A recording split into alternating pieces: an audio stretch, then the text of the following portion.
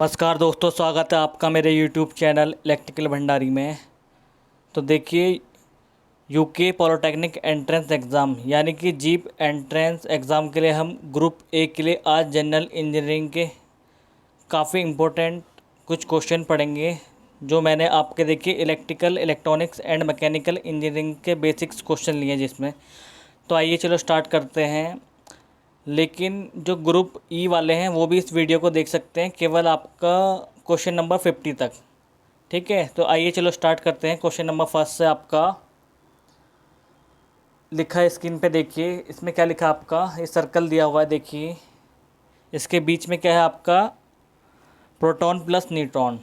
अब न्यूट्रॉन पे क्या होता है आपका, नो चार्ज होता है। फिर प्रोटॉन की बात करते हैं, प्रोटॉन पे प्लस का चार्ज होता है इलेक्ट्रॉन के चार्ज के बराबर, जो होता है आपका 1.6 इंटू 10⁻⁻19 कूलम।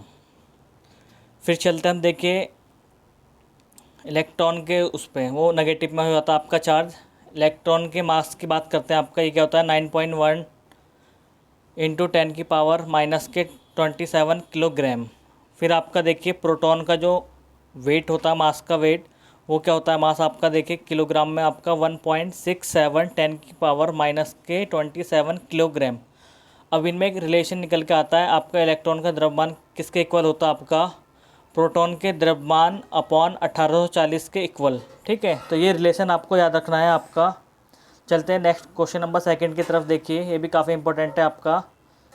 अब इसमें क्या दिया है आपका, देखिए इंडक्टर का आपको साइन याद रखना है, किस तरीके का होता है। ये है आपका इंडक्टर का साइन, और इसे एल से रिप्रेजेंट करते हैं। ठीक है, तो ये देखिए इस टाइप से बनाया इन्होंने, कुंडली कुंडली करके।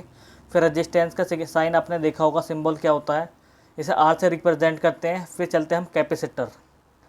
तो कैपेसिटर क्या करता है, अपने अंदर से केवल वो एसी फ्लो होने देता है। ठीक है, तो डीसी को ब्लॉक कर देता है। तो कैपेसिटर में भी क्या होता है, आपका चार्ज स्टोर रहता है। अब इसका सिंबल इस तरीके का होता है, ये आपका स्क्रीन पे गिवन है। ठीक है, इसे सी से रिप्रेजेंट करते हैं। अब एक्सएल जो होता है आपका, देखिए एक्सएल होता है ओमेगा एल, और ओमेगा का मान होता है आपका 2πf, ये आपको याद रखना है। ठीक है, इंटू एल। तो एक्सएल की वैल्यू क्या हो जाती है आपकी 2πfl। फिर इसमें देखिए वोल्टेज ड्रॉप क्या आता है, आई और एक्सएल के पदों में, आई इंटू आर होता था आपका। देखिए डीसी के केस में, ये एसी के केस में क्या होता है आपका एक्सएल, ये इंडक्टर में। ठीक है, अब रजिस्टेंस में आपको पता है V equal to I R होता है। ठीक है, वोल्टेज। और इसी प्रकार से आपका देखिए एक्सी जो रिएक्टेंस होता है, देखिए इसका आपका एक्सी का मतलब कैपेसिटेंस रिएक्टेंस। ठीक है, ये क्या होता है 1/ओमेगा सी। ओमेगा का मान आपको बताया 2πf होता है, अपॉन सी क्या हो गया आपका कैपेसिटेंस। अब देखिए तो इसमें वी सी क्या होगा आपका, वोल्टेज कितना होता है आई इंटू एक्स सी, ये आपको याद रखना है। ठीक है, चलते हैं नेक्स्ट थर्ड पॉइंट पे, ये भी काफ़ी इंपॉर्टेंट है आपका। रजिस्टेंस का फॉर्मूला देखिए क्या होता है आपका, R equal to rho L upon A. L length हो गया कंडक्टर का, और ए क्या हो गया उसका सरफेस एरिया, यानी कि क्रॉस सेक्शनल एरिया, ए स्क्वायर, ए सॉरी। ठीक है, और इसका मात्रक आपका ओम होता है। फिर देखिए ये जो आपका रो होता है, स्पेसिफिक रेजिस्टेंस कहते हैं इसे। ये आपका डिपेंड किस पे करता है आपका, देखिए ये आपका एक तो टेम्परेचर पे डिपेंड करता है, दूसरा आपका टाइप्स ऑफ मटेरियल पे डिपेंड करता है। जिस मटेरियल का आपका कंडक्टर बना है, देखिए उसका स्पेसिफिक रेजिस्टेंस किस पे, आपका मटेरियल पे डिपेंड करेगा। ठीक है, कंडक्टर का जो मटेरियल है वो स्पेसिफिक रेजिस्टेंस पे डिपेंड करता है, तो इसे हम रजिस्टिविटी भी कहते हैं, ध्यान रखना। पॉइंट नंबर 4 पे देखिए कॉम्बिनेशन ऑफ रेजिस्टेंस आपने पढ़ा होगा, पैरेलल में होता है और एक सीरीज़ में होता है। ठीक है, अब हमें सीरीज़ में देखिए क्या होता है आपका, सीरीज़ में इस तरीके से होता है आपका, रेजिस्टेंस सीधे जुड़ते हैं। ठीक है, सीरीज़ में क्या होता है आपका, वोल्टेज डिवाइड हो रही है। देखिए करंट तो सेम बह रहा है आपका, इस तरीके यहाँ से चल रहा है आगे। ठीक है, करंट सेम बह रहा है R1 R2 रेजिस्टेंस में, और इसमें वोल्टेज क्या है आपका, देखिए अलग अलग है, V1 V2। तो क्या कहेंगे हम, देखिए सीरीज़ में क्या होता है आपका, करंट सेम होता है लेकिन वोल्टेज क्या होती है, डिवाइड। जब इसका फॉर्मूला लिखेंगे तो आर ये कैसे जुड़ जाता है आपका, आर इक्वेलेंट आता है, यानी कि are total R1 plus R2। ठीक है, सीधे जुड़ जाता है। तो ये फार्मूला हमने लिखा है यहाँ पे, देखिए कोने में। फिर पैरेलल में देखिए आप, पैरेलल का ये देख लीजिए, पैरेलल में कैसे कनेक्ट करना है हमने, R1 और R2 को आमने सामने कनेक्ट करा है। ठीक है, उसमें अगर आई करंट फ्लो कराएंगे तो इसमें क्या होगा आपका, I1 देखिए I2 में डिवाइड हो रही है करंट, आई से किस में डिवाइड हो रही है, I1 I2। ठीक है, तो आई इक्वल टू किस में डिवाइड हो रही है, I1 प्लस I2। अब इसमें क्या है, देखिए वोल्टेज तो सेम है दोनों के अक्रॉस। ठीक है, यानी कि हम क्या कहेंगे, करंट आपका डिवाइड होती है पैरेलल वाले कंडीशन में और आपका वोल्टेज सेम रहती है। तो इसका आर इक्वेलेंट कितना आता है, 1/RT कहेंगे, जैसे आर टोटल 1/R1 + 1/R2। ठीक है, ये अपॉन में सीधे जुड़ता है आपका। नेक्स्ट चलता है आपका, देखिए किरचॉफ लॉ पे। ये किसके लिए एप्लीकेबल होता है आपका, AC DC दोनों के लिए क्या होता है, किरचॉफ लॉ एप्लीकेबल होते हैं। ठीक है, फिर चलते हैं इन uh Fleming left hand rule. ये भी काफ़ी इंपॉर्टेंट है। लेफ्ट हैंड रूल क्या कहता है आपका, देखिए जब तीनों उल्टा हाथ की तीनों उंगलियों के इस प्रकार फैलाएं। ठीक है, शुरू के 3 अंगूठे से जो मिली हुई उंगली हैं तीनों को, अंगूठा और 2 उंगलियां हुई आपकी। ठीक है, कि एक दूसरे से वो 90 पे रहें। तो उसमें देखिए थंब क्या बताता है आपका, डायरेक्शन ऑफ फोर्स। जो कंडक्टर में डायरेक्शन ऑफ फोर्स है उसकी डायरेक्शन बताएगा। उसके बाद वाली उंगली जस्ट बताएगी आपका मैग्नेटिक फील्ड, और उसके से नीचे वाली लास्ट वाली उंगली जो होगी आपके 90 डिग्री पे, वो आपका करंट को डायरेक्शन बताएगी। ठीक है, करंट का डायरेक्शन बताएगी। ये यूज़ होता है आपका मोटर में, ये आपको याद रखना है। ठीक है, इसके लिए यूज़ होता है आपका जनरेटर के लिए, आपका स्क्रीन पे लिखा हुआ है। नेक्स्ट देखिए फ्लेमिंग के राइट हैंड रूल को भी क्या, उसकी जो अंगूठे के पास वाली दोनों उंगलियां उसको इस प्रकार फैलाएंगे कि वो आपस में 90 डिग्री पे हों।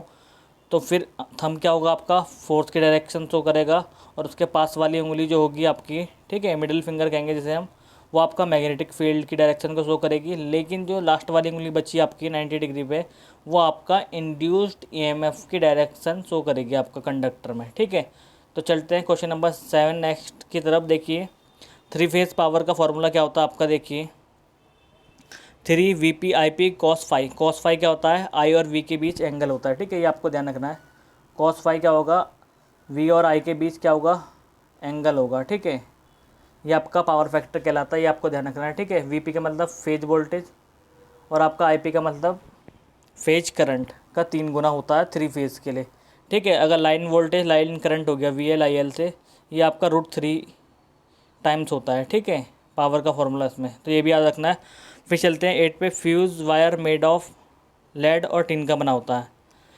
नेक्स्ट देखिए किरचॉफ का वोल्टेज लॉ आपका क्या कंसर्न करता है, किसके हाथ कंसर्न करता है, तो ये आपका देखिए summation of EMF, summation of IR, इनका जो हम एलजेब्रिक सम होगा वो 0 के इक्वल आएगा। ठीक है, IR क्या होता है आपका, वोल्टेज ड्रॉप। फिर आपका नेक्स्ट देखिए फॉर्म फैक्टर किसके बराबर होता है, फ्रॉम में देखिए R आ रहा है, तो R से क्या हो गया, RMS वैल्यू अपॉन में मीन वैल्यू। ठीक है, ये हो गया आपका फॉर्म फैक्टर। नेक्स्ट पॉइंट देखिए 11, ये भी काफ़ी इंपॉर्टेंट है। देखिए कोई चुंबकीय क्षेत्र में आपका कंडक्टर रखा है, ठीक है, L लेंथ का, वो क्या है आपका, देखिए चुंबकीय क्षेत्र तो इस तरीके से है। ठीक है, और ये आपका चुंबकीय क्षेत्र के पैरेलल है। यानी कि देखिए जब अगर चुंबकीय क्षेत्र के पैरेलल है तो यहाँ एंगल क्या बनेगा, एंगल 0 होगा। थीटा इधर क्या आ रहा है, चित्र फर्स्ट में देखिए 0। अगर हम इस फॉर्मूले में F = IBL sin थीटा, ये क्या है आपका, इस कंडक्टर पे लगने वाला फोर्स है। तो sin 0 की वैल्यू कितना होती है आपकी, 0। तो इसमें देखिए फोर्स कितना आ जाएगा, यहाँ पे 0 निकल के आ जाएगा आपका। ठीक है, फिर इसी प्रकार देखिए वो कंडक्टर अगर 90 डिग्री पे रखा आपका, देखिए यहाँ से 90 डिग्री पे रखा है, तो 90 यानी कि sin 90। ठीक है, sin 90 की वैल्यू 1, तो ये फोर्स क्या हो जाएगा आपका, देखिए IBL। ठीक है, जब 90 पे फोर्स क्या लग रहा है आपका, मैक्सिमम IBL।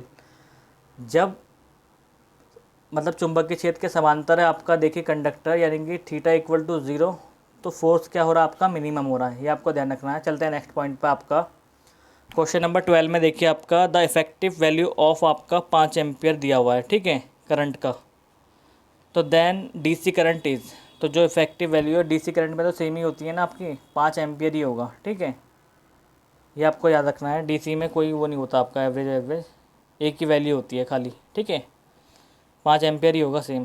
अब कह रहा है बैटरी जो चार्जिंग करते टाइम हमें क्या करना चाहिए, देखिए जो बैटरी का टेम्परेचर होता है ना 44 डिग्री सेंटीग्रेड, यानी कि 110 फ़ारेनहाइट, उससे ऊपर नहीं आना चाहिए। ठीक है, नॉट मोर, यानी कि उससे ज़्यादा नहीं होना चाहिए, यानी कि 44 डिग्री सेंटीग्रेड तक बना रहना चाहिए। ठीक है, बैटरी को चार्जिंग करते टाइम उसका टेम्परेचर।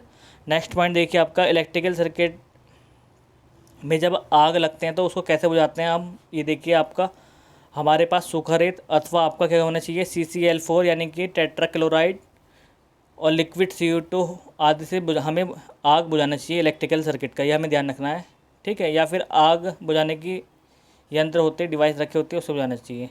नेक्स्ट पॉइंट देखिए 15 पे आपका बैटरी को चार्जर के जब कनेक्ट करते हैं ना बैटरी को चार्जर से, तो चार्जर के पॉजिटिव टर्मिनल से हम किसको कनेक्ट करेंगे, बैटरी के पॉजिटिव टर्मिनल को, ठीक है। यानी कि चार्जर और बैटरी की पोलैरिटी सेम रहनी चाहिए, ठीक है। चार्जर के पॉजिटिव से आपका पॉजिटिव टर्मिनल बैटरी का, चार्जर के नेगेटिव से बैटरी का नेगेटिव टर्मिनल को कनेक्ट करना चाहिए। फिर चलते हैं कंडक्टेंस। कंडक्टेंस क्या होता है, करंट को ईजिली फ्लो करवाता है, क्योंकि रेजिस्टेंस का उल्टा है, जी इक्वल टू क्या है 1/R। इसका मतलब क्या रखना आपको, महो होता है, ठीक है। नेक्स्ट चलते हैं हम, देखिए रियोस्टेटिक टाइप, यानी कि धारा नियंत्रक के टाइप क्या होते हैं आपके, देखिए दो टाइप का होता है। एक होता है फिक्स्ड रियोस्टेटिक, ठीक है, जो जिसकी वैल्यू फिक्स होती है आपका। एक वेरिएबल होता है जिसे हम वेरी करा सकते हैं, घटा या बढ़ा सकते हैं। नेक्स्ट चलते हैं 18 पे। 18 पे आपका लिखा है नेगेटिव टेम्परेचर कोफिशिएंट। तो नेगेटिव टेम्परेचर कोफिशिएंट क्या होता है, जैसे कि हम किसी मटेरियल का, देखिए पदार्थ का टेम्परेचर को हम बढ़ाते हैं, ठीक है। तो जब हम टेम्परेचर बढ़ा रहे हैं तो उसका क्या हुआ, रेजिस्टेंस घट रहा है। इसका मतलब क्या है, वो नेगेटिव टेम्परेचर कोफिशिएंट है, ठीक है, मटेरियल। अगर पीटीसी की बात करते हैं, पॉजिटिव टेम्परेचर कोफिशिएंट, यानी कि मटेरियल की हम जब आपका टेम्परेचर बढ़ाएंगे, मटेरियल का टेम्परेचर बढ़ा दिया हमने, ठीक है, ये टेम्परेचर बढ़ा रहे हैं, तो टेम्परेचर के साथ साथ क्या करेगा, रेजिस्टेंस भी इंक्रीज़ होगा, ठीक है, डिक्रीज़ नहीं होगा, इंक्रीज़ हो रहा है। तो वो आपका कहेगा पॉजिटिव टेम्परेचर रेजिस्टेंस कोफिशिएंट, ठीक है। आप उसका क्या होगा, वो पॉजिटिव टेम्परेचर कोफिशिएंट कहेंगे उसे हम। जैसे कि कंडक्टर क्या होता है आपका, पॉजिटिव टेम्परेचर कोफिशिएंट, एल्यूमिनियम या आपका Fe कॉपर, ये सब क्या हो गए, पॉजिटिव टेम्परेचर कोफिशिएंट हो गए। और एनटीसी आपका देखिए कार्बन, माइका, लकड़ी और आपका लेड हो गया, इस तरीके के होते हैं, ठीक है, जिसमें से करंट फ्लो नहीं हो सकती, या फिर सेमीकंडक्टर हो सकते हैं, ठीक है, वो आपका एनटीसी होंगे। नेक्स्ट चलते हैं क्वेश्चन नंबर 19 का, देखिए क्या लिखा है इस पर, पॉइंट 19, वर्क की डायमेंशन आपको याद करनी है, ठीक है। तो आपको डायमेंशन निकालनी भी आनी चाहिए। तो वर्क की डायमेंशन क्या निकली है, यहाँ से देखिए फॉर्मूला आके mL2T-2, यही सेम किसकी होती है आपकी, के काइनेटिक एनर्जी और पोटेंशियल एनर्जी की और वर्क की डायमेंशन क्या होती है, सेम होती है। पावर क्या होता है आपका, वर्क अपॉन टाइम। तो हम वर्क अपॉन टाइम से क्या निकालेंगे आपका, देखिए पावर निकालेंगे mL2T-3, ठीक है, T3 mL2T-3, इसकी पावर की क्या आ जाएगी आपका, पावर की डायमेंशन आ जाएगी। तो 1 kWh मतलब क्या होता है, यानी कि 1000 वाट इंटू 60, ये क्या हो गया आपके सेकंड में चेंज हो गया, 60 मिनट इंटू 60 सेकेंड, ठीक है। इन्हें मल्टीप्लाई करके हमारा क्या आ जाएगा, 3.6 इंटू 10⁶ वाट सेकेंड, ठीक है, यानी कि जूल में आपका, यही क्या होता है आपका, किलोवाट की यूनिट होती है, ठीक है। इसे हम 1 यूनिट कहेंगे, ठीक है। 1 kWh इक्वल टू होता है 1 यूनिट। नेक्स्ट पॉइंट देखिए 22 में क्या कह रहा है आपका, इलेक्ट्रिकल पावर, ठीक है। तो डीसी में इलेक्ट्रिकल पावर क्या होता है आपका, ये आपको ध्यान रखना है। देखिए P = VI/2R, ये सब फॉर्मूले होते हैं, V²/R वाट में। अब देखिए नेक्स्ट पॉइंट आपका, और डीसी सर्किट में क्या होती है, नो फ्रीक्वेंसी होती है, आपको याद रखना है। डीसी सर्किट में F = क्या आता है आपका, 0 आता है, ठीक है। F क्या होता है आपका, फ्रीक्वेंसी 0 होता है। फिर हम देखिए एसी में देखते हैं इलेक्ट्रिकल पावर क्या होती है, P = VI cos phi। cos phi क्या होता है, अभी मैंने आपको बताया, V और I के बीच में एंगल होता है, जिसे हम पावर फैक्टर कहते हैं। तो ये भी वाट में आता है आपका। नेक्स्ट पॉइंट चलते हैं, देखिए इसका वेव देख लीजिए, वेव कैसा होता है। तो ये साइनसॉइडल वेव होता है, ठीक है, एसी का। तो ये क्या दिखाया है इसमें, देखिए ये आपका Im sin theta sin ω-t, ये क्या है, तात्क्षणिक मान, ठीक। तो इस तरीके से क्या चलती है हमारी, करंट और वोल्टेज का वेव चलता है। तो इसकी फ्रीक्वेंसी कितनी होती है आपकी एसी में, 50 हर्ट्ज़ होती है, आपको याद रखना है।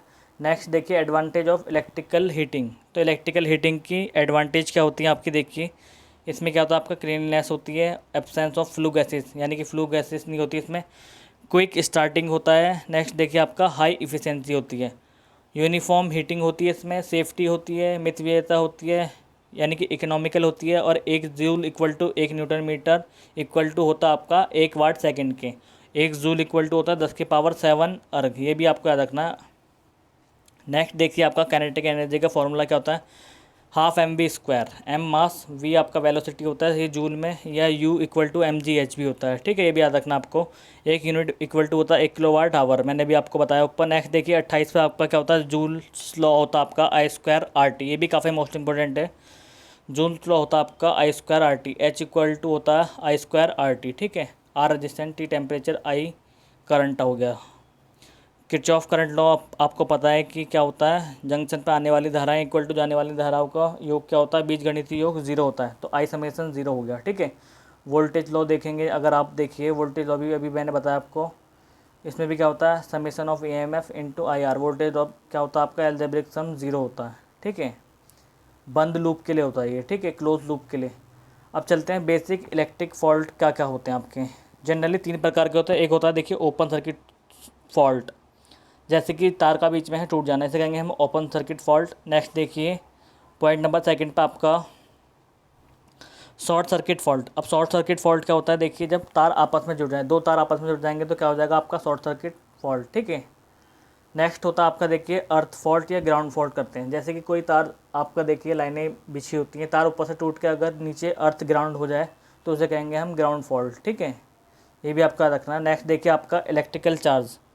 तो इलेक्ट्रिकल चार्ज कैसे होते हैं, 2 टाइप के होते हैं, एक पॉजिटिव एक नेगेटिव, ठीक है। तो पदार्थ के परमाणु सामान्य अवस्था में क्या होता है, उदासीन होते हैं, ठीक है। अगर या उसमें इलेक्ट्रॉन दें तो इलेक्ट्रॉन पर अधिकता हो जाती है, यानी कि नेगेटिव चार्ज आता है, इलेक्ट्रॉन निकाल लें तो पॉजिटिव चार्ज आता है, ठीक है। तो इलेक्ट्रॉन में कमी को धनावेश और उसमें इलेक्ट्रॉन की अधिकता को ऋणावेश कहते हैं, ये आपको याद रखना है। 32 नंबर पॉइंट पे देखिए कैपेसिटेंस इक्वल टू क्या होता है आपका, C equal to Q upon V. Q आपकी वैल्यू क्या होती है आपका कूलाम होती है, मैंने अभी बताया था आवेश की, और वी की वोल्ट, यानी कि कूलाम अपॉन वोल्ट आपका फेरेड होता है। तो कैपेसिटेंस की यूनिट क्या आ गई आपकी, फेरेड आ गई। 33 पे देखिए in a capacitor store energy क्या होती है आपका, यू बराबर half Q V half C V square, ठीक है, क्योंकि क्यू बराबर सी वी होता है तो सी वी स्क्वायर हो जाएगा, फिर हाफ क्यू स्क्वायर अपॉन सी। तो यहाँ क्या करा, वी की वैल्यू रख दी, तो ये जूल में आएगी या फिर वाट पर सेकंड में।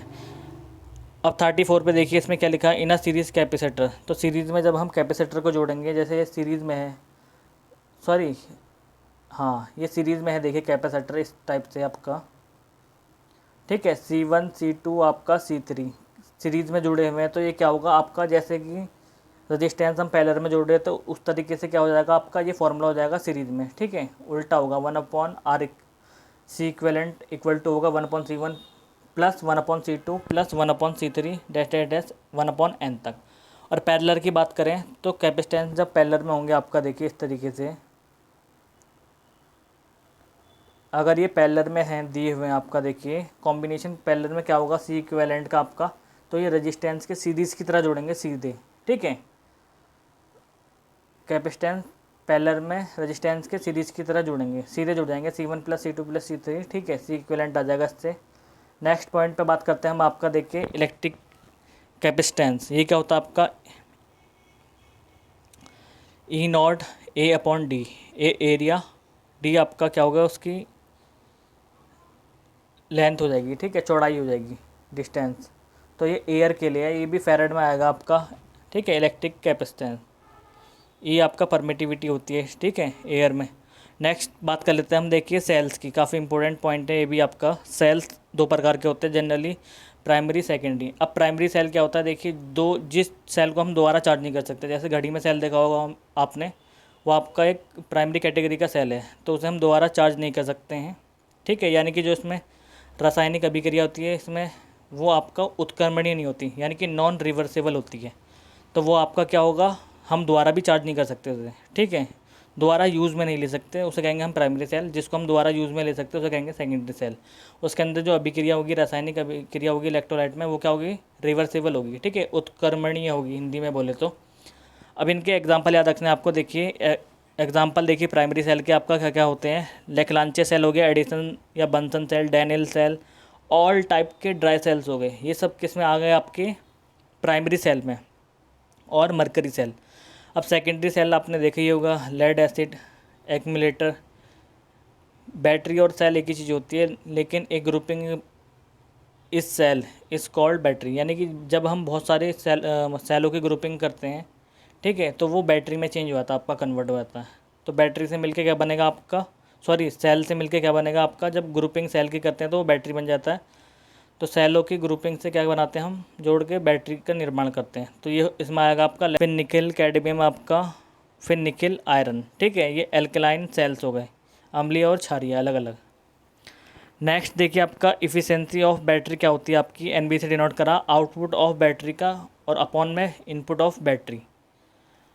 तो अब देखिए आपका इफ़िशेंसी दो प्रकार की होती है, एक वाट आवर होती है बैटरी की इफ़िशेंसी और एक एम्पेयर आवर में होती है। तो हमेशा ये ध्यान रखना हमें आपका एम्पेयर आवर इफ़िशेंसी हमेशा ज़्यादा होगी आपका वाट आवर इफ़िशेंसी से। तो मैंने इसमें आपका मेंशन भी कर रखा है, देखिए 90 to 95% क्या होगी आपकी एम्पेयर आवर इफ़िशेंसी, और 75 से 80 के बीच होगी आपका वाट आवर इफ़िशेंसी।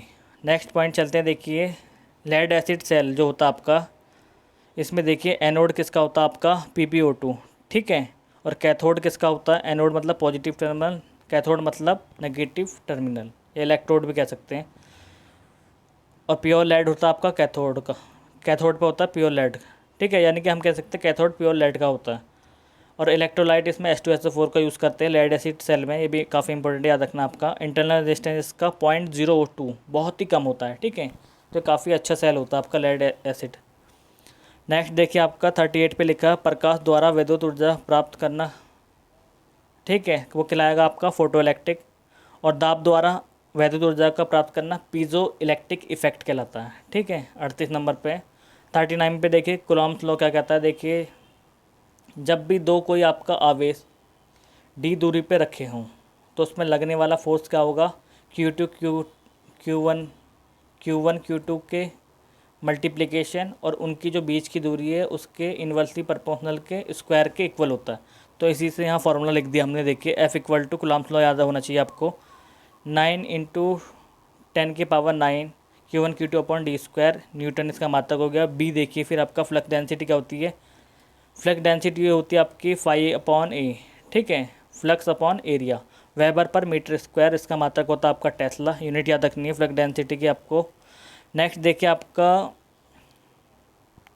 ये मैंने मैग्नेट बनाया है, इसमें दो पोल होते हैं आपका नॉर्थ एंड साउथ, ठीक है। तो नॉर्थ पोल से जो आपका देखिए मैग्नेटिक लाइन निकल रही है वो आपका साउथ पोल में एंटर कर रही है, ठीक है, मैग्नेटिक के बाहर, अंदर उल्टा हो जाता है, साउथ पोल से नॉर्थ पोल की तरफ चलती हैं। तो मैग्नेटिक लाइन जो होती है आपका, magnetic lines not cut each other, यानी कि एक दूसरे को नहीं काटती, और एक दूसरे के क्या है आपका देखिए पैरेलल चल रही हैं, ठीक है, ये भी आपको दिख रहा होगा, एक दूसरे के पैरेलल चल रही हैं, और ये जितनी जितनी पास पास होंगी तो उतना मैग्नेटिक फील्ड क्या होगा, परबल होगा, ठीक है, ये भी आपको ध्यान रखना है। डायरेक्शन क्या होगी इसकी, नॉर्थ से साउथ के इक्वल होगी। अब बी इक्वल टू क्या होता है आपका देखिए, फ्लक्स डेंसिटी इक्वल टू होता है म्यू इंटू एच, ठीक है, ये भी आपको याद रखना है, एच होता है आपका इंटेंसिटी, ठीक है, फील्ड की intensity, weber per metre square. Next चलते हैं हम एडी करंट लॉस, आपने देखा होगा मैंने इसका फॉर्मूला लिया है, ये भी काफ़ी इंपॉर्टेंट है। एडी करंट लॉस देखिए पी से नोट कर लेंगे, K B max square F square T square V, ठीक है, जहाँ वी वोल्ट, टी थिकनेस हो गई आपकी, ठीक है, एफ फ्रिक्वेंसी हो जाएगी, बी आपको पता ही फ्लक्स डेंसिटी होती है। एप्लीकेशन क्या होता है इसका देखिए, मेटल के हार्डनिंग करने में, मेल्टिंग करने में, या फिर ब्रेकिंग में यूज़ करते हैं हम इसका एडी करंट लॉस का। नेक्स्ट देखिए आपका, तो इसे रिड्यूस कैसे करते हैं हम एडी करंट लॉस को, तो कोरों को हम क्या करते हैं लेमिनेशन द्वारा, तो हम कह सकते हैं कि लेमिनेशन द्वारा से रिड्यूस कर सकते हैं हम एडी करंट लॉस को, ठीक है। नेक्स्ट देखिए हिस्टेरेसिस लॉस क्या होता है आपका, ये भी सेम होता है PH इक्वल टू KN, ठीक है। फिर बी मैक्स की पावर क्या होती है 1.6 FV, एफ फ्रिक्वेंसी, वी आपका वॉल्यूम, बी फ्लक्स डेंसिटी, ठीक है, मैक्सिमम, और ये आपका नियतांक हो जाता। फिर नेक्स्ट चलते हैं आपका 43 पे देखिए, अब मैंने तीन वो लिए हैं इसमें देखिए, एक तो जब आपका करंट और वोल्टेज सेम फेज़ में हो तो देखिए क्या कैसे होगा, एक साथ होगी, ठीक है। जब लैगिंग फेज़ में हो तो मैंने ये भी दिखा रखा आपको सिंबल, ठीक है, इसका डायग्राम बना रखा। लैगिंग में क्या होगी, वी से अगर पीछे है तो ये देखिए हमने आई बी को पीछे लिया है, ठीक है, क्योंकि यहाँ माइनस का है, ठीक है, आई बी क्या है माइनस, यानी कि वी से पीछे चल रहा है, तो वी को हमने क्या लिया है आपका रेफरेंस ले रखा हर किसी में, ठीक है। फिर देखिए लीडिंग में क्या होगा, लीडिंग में क्या होगा प्लस हुआ है, तो यानी कि ये वी क्या है आपका रेफरेंस है, ये आपका आई होगा, ठीक है। तो थीटा एंगल क्या है आगे चल रहा है, यानी कि फाई एंगल आगे चल रहा है। अब देखिए करंट क्या है सेम फेज में है वोल्टेज के, यहाँ क्या है करंट आपका लैगिंग चल रहा है वोल्टेज, क्योंकि वोल्टेज को हमने रेफरेंस लिया है। नेक्स्ट देखिए वोल्टेज आगे चल रहा है, लीडिंग है, इसका मतलब क्या है आपका करंट वोल्टेज से आगे चल रहा है, ठीक है, लीडिंग का मतलब। अब हम कह सकते हैं, देखिए रेजिस्टेंस में क्या होता है आपका, सेम फेज में होते हैं। अगर लैगिंग की बात करें तो इंडक्टर में क्या होता है, लैगिंग चलता है करंट, ठीक है, करंट को ही लेना हमने हर बार। फिर आपका नेक्स्ट देखिए कैपेसिटर में क्या होता है आपका, करंट लीड चलता है, तो हमने कैपेसिटर भी लिखा है, सी लिखा है हमने, ठीक है। एग्जांपल क्या होगा, कैपेसिटर, क्योंकि इसमें लीड चलता है। और कितना लीड चलता है, 90 चलता है इंडक्टर में लैग, और 90 चलता है लीड, कितना होगा 90 लीड चलेगा आपका कैपेसिटर में। फिर इसमें फाई क्या होता है आपका, जीरो होता है रेजिस्टेंस के केस में, ठीक है, ये भी आपको ध्यान रखना है। जो एंगल होता है उनके बीच का वो जीरो होता है। फिर phi equal to V I cos phi, ठीक है, कॉस फाई मैंने बताया आपको, उन दोनों के बीच का जो एंगल होगा, ये देखिए वी और आई बी के बीच का एंगल, ये फाई होता है आपका पावर फैक्टर। नेक्स्ट देखिए रेजोनेंस फ्रीक्वेंसी, अगर हम पैरेलल या फिर हम सीरीज़ केस में कहें आपका रेजोनेंस निकालिए, रेजोनेंस फ्रीक्वेंसी निकालिए, तो एफ आर ये क्या आती है, 1/2 पाई अंडर रूट में एल सी। एल आपको पता है क्या होता है, इंडक्टेंस, सी आपका कैपेसिटेंस का मल्टीप्लिकेशन अंडर रूट में, ठीक है, अपॉन में आएगा 1/2 pi under root L into C. तो सेम होता है आपका पैरेलल के केस में भी, रेजोनेंस फ्रीक्वेंसी, और सीरीज़ के केस में भी, ये आपका इंपॉर्टेंट है। E M F equal to क्या होता है, देखिए आपका माइनस के N D phi upon D T, ठीक है, फैराडे लॉ पढ़ लेना और लेंथ का लॉ भी पढ़ लेना आप।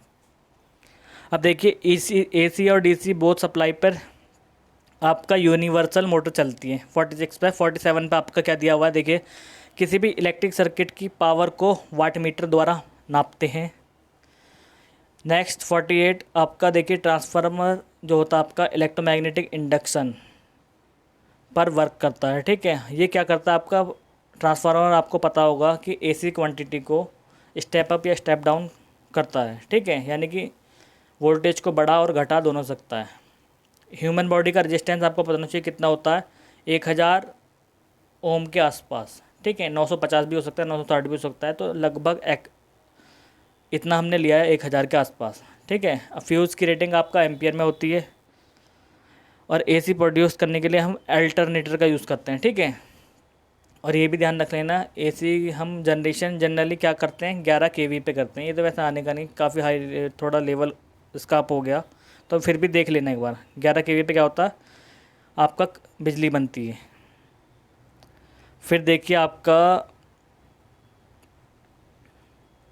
गेट्स पे चलते हैं हम, ठीक है। अब इलेक्ट्रॉनिक्स से यहाँ से क्वेश्चन आ गए हैं, आप गेट्स के बारे में देखिए, गेट कितने प्रकार के हैं। बेसिक गेट्स देखिए आप 3 प्रकार के हैं आपका, नॉट गेट, एंड गेट, और गेट, ठीक है। तो इनका सिंबल देखिए किस टाइप का है, आपका सिंबल दिया है देखिए नॉट गेट का। नॉट गेट में जो आपका देखिए हमने इनपुट क्या दिया आपका, यहाँ से इनपुट हमने दिया है ए, तो आउटपुट वाई क्या प्राप्त हो रहा हमें, ए बार, यानी कि ज़ीरो हम यहाँ पुट करेंगे तो हमारा आउटपुट क्या निकलेगा, ज़ीरो, और ज़ीरो देंगे तो यहाँ क्या निकलेगा 1। इसी प्रकार से देखिए यहाँ 2 इनपुट है एंड गेट में, आपको दिख रहा होगा, ठीक है। ए और बी क्या है, ये 2 इनपुट हैं, ठीक है। अब वाई क्या प्राप्त होगा, इनका डॉट प्राप्त होगा हमें, ठीक है। तो आउटपुट क्या प्राप्त होगा, ए डॉट बी, यानी कि यहाँ जब 1 देंगे, यहाँ 1 देंगे, तो यहाँ भी क्या प्राप्त होगा आपका 1। 1 0 देंगे तो फिर 0, फिर भी 0 1 देंगे तो फिर भी 0, ठीक है। 1 1 केवल क्या होगा आपका 1 ही होगा। फिर यहाँ देखिए और गेट का सिंबल इस टाइप का आपका, यहाँ क्या हो रहा है, प्रोडक्ट इसका प्लस हो रहा है, ठीक है। ए बी में हम 0 1 देंगे तो देखिए प्लस होगा, तो 0 0 जब देंगे तो 0 ही होगा, लेकिन 0 1 देंगे तो आपका क्या होगा 1, और 0 0 आपका 0 होगा, 1 1 आपका फिर भी 0 आएगा, ठीक है। तो ये आपको ध्यान रखना है, ये सिंबल थे कुछ इम्पोर्टेंट। फिर देखिए कंप्यूटर में जो आपका बाइनरी नंबर आपका 0 1 पे वर्क करता है, आपको याद होना चाहिए, ठीक है, बाइनरी पर काम करता है 0 1 पे। फिर देखिए आपका डिमॉर्गन थ्योरम क्या होता है, ए बी सी का बार, ठीक है, पूरे का बार क्या हो जाएगा, ए बार प्लस बी बार प्लस सी बार, ठीक है। ए प्लस बी प्लस सी का होल बार कर देंगे तो क्या होगा, ये अलग अलग डॉट में आ जाएगा, ए बार बी बार सी बार। नेक्स्ट देखिए आपका काफ़ी इंपॉर्टेंट है इलेक्ट्रॉनिक्स से, इंसुलेटर। तो इंसुलेटर क्या होता है, जिसमें से हम करंट का फ्लो नहीं करा सकते, ठीक है, यानी कि जिसमें फ्री इलेक्ट्रॉन 0 मात्रा में होते हैं, वो आपका क्या हो जाएगा, इंसुलेटर हो जाएगा, ठीक है। इनके बीच की एनर्जी गैप देखिए 6 इलेक्ट्रॉन वोल्ट होती है। इसमें एक चालन बैंड होता है, एक संयोजी बैंड होता है, एक कंडक्शन और एक आपका संयोजी बैंड, ठीक है, एक वैलेंसी बैंड। संयोजी को हम वैलेंसी बैंड भी कहते हैं। तो इसमें आयनिक बॉन्ड होता है, इतना तो पढ़ने की ज़रूरत है नहीं, बस आपको एग्जांपल याद रखना है और इसका चित्र देख लेना कि आ भी सकता है, ठीक है। तो इसमें से करंट फ्लो नहीं होता, इसका एग्जांपल वुड हो गया, रबर हो गया, पीवीसी, माइका, ईटीसी, ठीक है। और इसका टेम्परेचर कॉफिशिएंट कैसा होता है, नेगेटिव होता है। ये काफ़ी इंपॉर्टेंट पॉइंट है, याद रखना आपको, ठीक है, ये पूछ सकता है आपका। नेक्स्ट देखिए कंडक्टर। कंडक्टर में क्या होता है, फ्री इलेक्ट्रॉन बहुत वेरी लार्ज क्वांटिटी में होते हैं, या इनफाइनाइट कह सकते हैं। देखिए या एक दूसरे को ओवरलैप कर रहे हैं, ठीक है। तो एनर्जी गैप क्या है, इनके बीच जीरो होगा। कंडक्शन और वैलेंसी बैंड के बीच आपको दिख रहा है, देखिए इस वाले उसमें आपका। फिर नेक्स्ट देखिए ये क्या होता है आपका, पीटीसी होता है, यानी कि पॉजिटिव टेम्परेचर कॉफिशिएंट। टेम्परेचर बढ़ाने के साथ साथ इसका रेजिस्टेंस बढ़ता है। एग्जांपल इसका कॉपर क्या है, आयरन है, ठीक है, और आपका तांबा है, चांदी है, ये ध्यान रखना है आपको। नेक्स्ट देखिए आपका सेमीकंडक्टर क्या होता है। अब इसमें जो फ्री इलेक्ट्रॉन्स होते हैं वो बहुत कम मात्रा में होते हैं, ठीक है। तो एब्सोल्यूट में तो आपका ज़ीरो होते हैं, लेकिन हम रूम टेम्परेचर यानी कि 27 डिग्री सेंटीग्रेड की बात करें तो उसमें थोड़े बहुत आपके इलेक्ट्रॉन आ जाते हैं, ठीक है। और इसमें एनर्जी गैप कम ही होता है, 1 इलेक्ट्रॉन वोल्ट के आसपास, ठीक है। ये आपका दिखाया हुआ है चित्र में। नेक्स्ट देखिए आपका ये भी एनटीसी होता है, नेगेटिव टेम्परेचर कॉफिशिएंट होता है, यानी कि टेम्परेचर बढ़ाने के साथ इसका क्या होता है, रेजिस्टेंस घटता है। अब इसका एग्जांपल देखिए सिलिकॉन और जर्मेनियम, ये क्या हो गए आपके प्योर सेमीकंडक्टर होते हैं, इन्हें हम इंस्ट्रिंसिक सेमीकंडक्टर भी कहते हैं, ठीक है। फिर आपका कार्बन हो गया, गैलेनियम, बोरोनियम, इंडियम भी होते हैं। फिर नेक्स्ट देखिए आपका पी टाइप सेमीकंडक्टर और एन टाइप सेमीकंडक्टर, ये 2 प्रकार के होते हैं, ठीक है। जब भी हम प्योर सेमीकंडक्टर यानी कि प्योर क्या होता है आपका सिलिकॉन और जर्मेनियम में हम ट्राईवैलेंट की इम्प्योरिटी मिलाते हैं, ठीक है, तो हमें क्या प्राप्त होता है, ट्राईवैलेंट, यानी कि 3 संयोजकता वाली क्या मिलाएंगे हम, उसमें अशुद्धि मिलाएंगे, तो हमें पी टाइप का सेमीकंडक्टर प्राप्त होगा। अब 3 प्रकार की अशुद्धियाँ देखिए लिखा है मैंने, गैलेनियम, बोरॉन और इंडियम, ये हमें मिलानी है आपका प्योर सेमीकंडक्टर यानी कि सिलिकॉन और जर्मेनियम में, ठीक है। तो हमारा पी टाइप सेमीकंडक्टर बन जाएगा। एन टाइप के लिए क्या करेंगे, प्योर सेमीकंडक्टर में हम देखिए पेंटावेलेंट इम्प्योरिटी, जैसे फास्फोरस आपका, आर्सेनिक, एंटीमनी, ठीक है, ये हम मिलाएंगे तो ये क्या करेंगे हम, एन टाइप का हमें क्या प्राप्त होगा, इससे सेमीकंडक्टर प्राप्त होगा, ठीक है। तो प्योर में जब भी हम देखिए इम्प्योरिटी मिला रहे हैं तो इसे हम क्या कहते हैं, इम्प्योरिटी मिलाने को डोपिंग कहेंगे, ठीक है। तो डोपिंग भी आपको पता चल गया होगा। नेक्स्ट पॉइंट देखिए रूम टेम्परेचर 27 डिग्री सेंटीग्रेड या 300 केल्विन होता है। फिर नेक्स्ट देखिए आपका डायोड आता है, ठीक है, ये भी काफ़ी इंपॉर्टेंट, मोस्ट इंपॉर्टेंट की पॉइंट्स आपके। डायोड का सिंबल आपने देख लिया, ठीक है। इसमें भी 2 लीड होते हैं, यानी कि 2 टर्मिनल होते हैं, एक पॉजिटिव नेगेटिव। नेगेटिव को हम कैथोड कहते हैं, पॉजिटिव को हम एनोड कहते हैं, ठीक है। और इसका काम क्या होता है, इसका काम होता है आपका देखिए करंट को एक ही यानी कि एक ही दिशा में फ्लो करवाता है, ठीक है। ये यूनिडायरेक्शनल, फॉरवर्ड वाइज में नहीं करवाएगा, या तो फॉरवर्ड वाइज में ही करवाएगा या फिर रिवर्स वाइज में करवाएगा, ठीक है। तो ये यूनिडायरेक्शनल होता है। अब देखिए फॉरवर्ड वाइसिंग देख लेते हैं हम। वाइसिंग भी 2 प्रकार की होती है, फॉरवर्ड और रिवर्स वाइसिंग, ठीक है। तो ये देखिए हमने पीएन जंक्शन ले लिया आपका, ठीक है। पीएन जंक्शन में क्या करा, ये आपका पी रीजन है, ठीक है। पी रीजन चार्ज कैसा होता है, पॉजिटिव होता है, एन रीजन में नेगेटिव चार्ज होगा, ठीक है। तो हम जब भी पॉजिटिव, इसका पॉजिटिव टर्मिनल हम पॉजिटिव से जोड़ेंगे बैटरी के, और इसका नेगेटिव टर्मिनल देखिए एन रीजन का नेगेटिव टर्मिनल से जोड़ेंगे, तो ये कैसा हो जाएगा आपका, फॉरवर्ड बाइस में हो जाएगा। तो ये क्या करेगा, देखिए यहाँ प्लस चार्ज है, यहाँ भी प्लस है, तो ये इधर को धकेलेगा ऐसे, यहाँ नेगेटिव है, यहाँ नेगेटिव है, तो सेम चार्ज क्या करते हैं, एक दूसरे को प्रतिकर्षित करते हैं, ठीक है। तो प्रतिशत करेंगे तो यहाँ डिप्लीशन लेयर क्या हो जाएगी, कम हो जाएगी, ठीक है। तो यहाँ कंडक्शन हो जाएगा।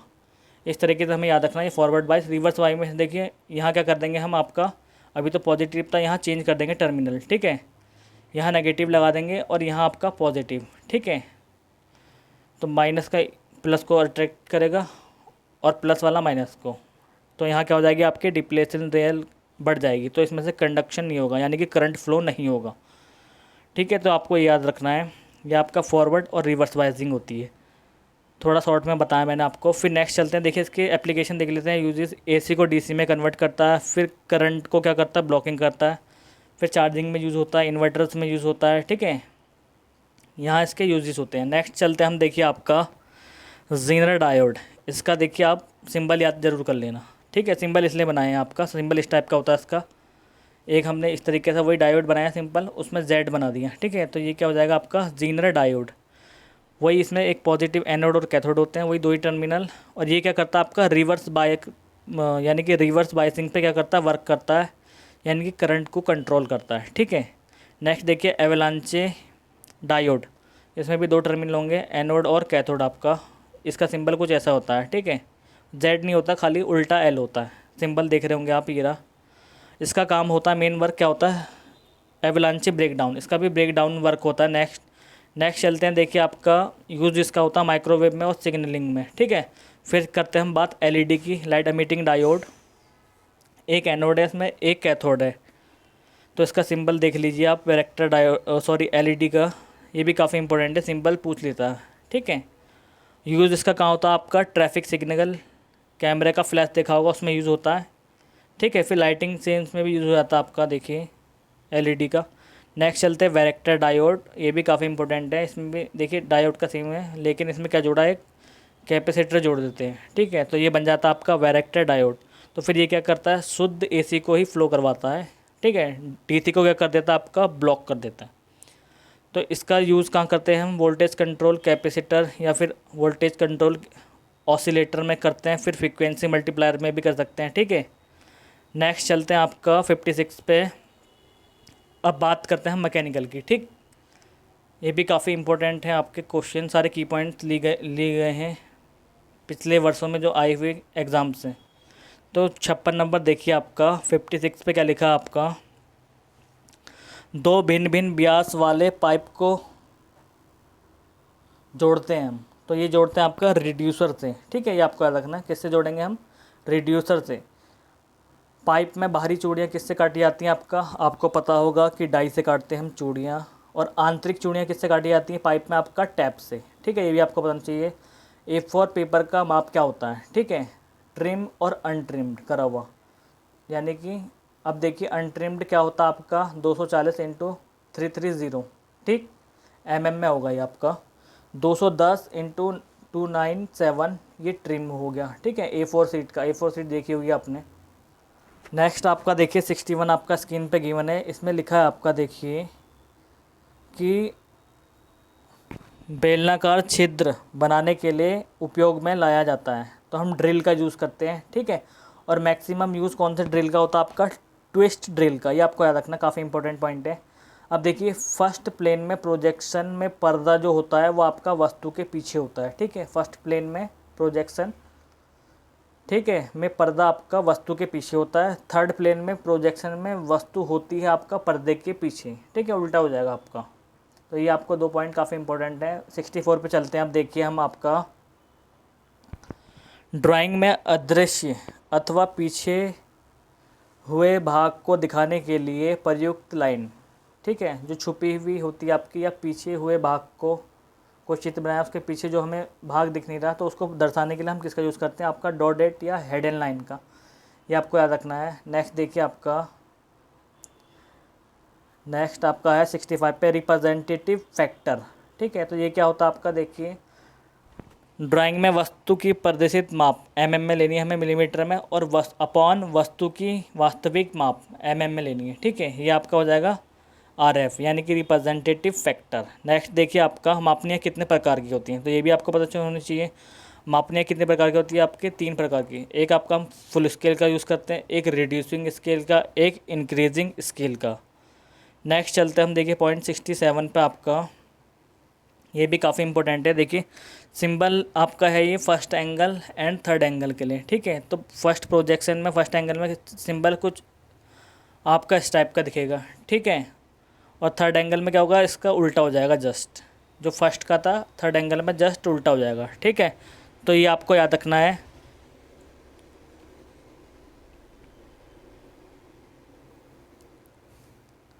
नेक्स्ट देखिए आपका क्वेश्चन नंबर 68 पे क्या लिखा है, देखिए मेटल सीट में से एक गोलाकार आकृति काटने के लिए किसका उपयोग करते हैं, तो हम यूज़ करते हैं देखिए कर्व्ड स्निप का, ठीक है।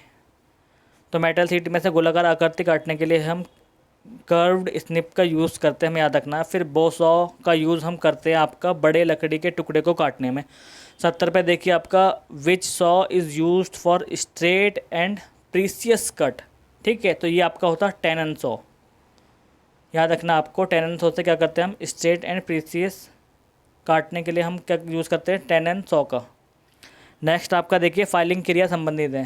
फाइलिंग क्रिया संबंधित किससे होती है, सरफेस के मटेरियल से, यानी कि सरफेस में जो मटेरियल जमा होता है उसे प्लेन करने से, ठीक है। तो हम उसे रगड़ने को क्या कहते हैं, फाइलिंग कहते हैं। अब गैस वेल्डिंग में कौन सी गैस का उपयोग होता है, ये आपका एसिटिलीन और आपका ऑक्सीजन गैस होती है, ठीक है। 72 पे नेक्स्ट क्वेश्चन नंबर 73 आपका देखिए क्या दिया हुआ है स्क्रीन पे। पीतल, कांसा आदि अलौह धातुओं को वेल्ड करने के लिए कौन सी ज्वाला का यूज़ होता है, तो ये होता है आपका ऑक्सीकारक ज्वाला। अब देखिए उदासीन ज्वाला प्राप्त होती है आपका जब एसिटिलीन और ऑक्सीजन का रेशियो क्या होता है, 1:1। ये आपको याद रखना, काफ़ी इंपॉर्टेंट पॉइंट है आपका 74 पे। अब 75 पे देखिए एसिटिलीन सिलेंडर का दाब कितना होता है, 15 m, ठीक है, पास्कल। नेक्स्ट देखिए आपका सिलेंडर के अंदर रुद्धमय पदार्थ होता है जो एसीटोन यानी कि जिसमें एसिटिलीन घुली रहती है को सोख के रखता है, तो वो होता है आपका एक्टिवेटेड चारकोल, ठीक है। ये आपको याद रखना है। 77 पे देखिए आपका देखिए वेल्ड के पश्चात धातु मल को साफ करने के लिए चिपिंग हथौड़ा का यूज़ करते हैं, ठीक है। तो वेल्डिंग के पश्चात धातु मल जो आपका स्लैग होता है, स्लैग को साफ़ करने के लिए हम चिपिंग हैमर का यूज़ करते हैं। अब लेड को वेल्ड करने के लिए हम कार्बनीकरण ज्वाला का यूज़ करते हैं। नेक्स्ट देखिए आपका वर्नियर जो कैलिपर का देखिए क्या होता है आपका 0.01, ठीक है। तो ये आपके काफ़ी इंपॉर्टेंट क्वेश्चन थे इस वीडियो में, ये ग्रुप ए के लिए है। ग्रुप ई वाले भी इस वीडियो को देखिए, क्वेश्चन नंबर 50 तक देख सकते हैं, ठीक है। और ये वीडियो अगर आपको अच्छी लगी तो इस चैनल को सब्सक्राइब करें। और इस वीडियो में मैंने आपके बेसिक जनरल इंजीनियरिंग से सारे ही क्वेश्चन ऐड कर रखे हैं, ठीक है, जो आपका इलेक्ट्रिकल और इलेक्ट्रॉनिक्स और मैकेनिकल से। तो मिलते हैं आपको नेक्स्ट वीडियो में। Bye bye guys. अच्छा।